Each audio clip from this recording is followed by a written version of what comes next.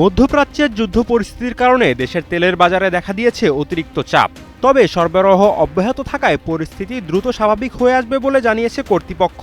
এছাড়া দেশের মোট পেট্রোল ও অকটেনের চাহিদার প্রায় পুরোটাই দেশে উৎপাদন হওয়ায় রয়েছে স্বস্তি।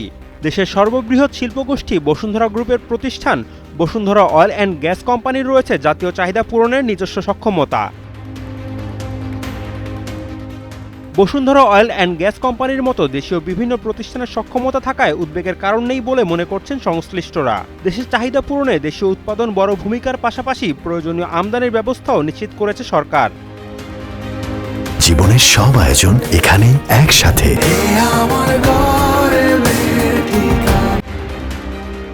বিপিসির কর্মকর্তারা জানান, ব্যক্তিগত গাড়ি ও মোটরসাইকেলে ব্যবহৃত পেট্রোলের প্রায় পুরোটাই এবং অকটেনের বড় অংশ দেশেই উৎপাদিত হয়। দেশীয় গ্যাস ক্ষেত্র থেকে পাওয়া অপরিশোধিত তেল প্রক্রিয়াজাত করেই পেট্রোল ও অকটেন উৎপাদন করা হয়। অনেক সময় উৎপাদিত পেট্রোল দেশের চাহিদার চেয়েও বেশি হয়ে যায় বলে দাবি প্রতিষ্ঠানটির।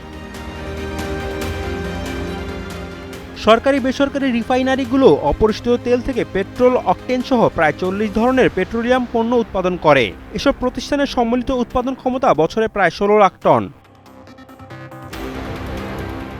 যেখানে দেশে পেট্রোল ও অকটেনের বার্ষিক চাহিদা প্রায় 8 থেকে 8.5 লাখ টন। দ্রুতই এই পরিস্থিতির উন্নতি হবে বলে আশাবাদী সংশ্লিষ্ট মহল। শাহেদ আলম ফাহিম, কালের কণ্ঠ।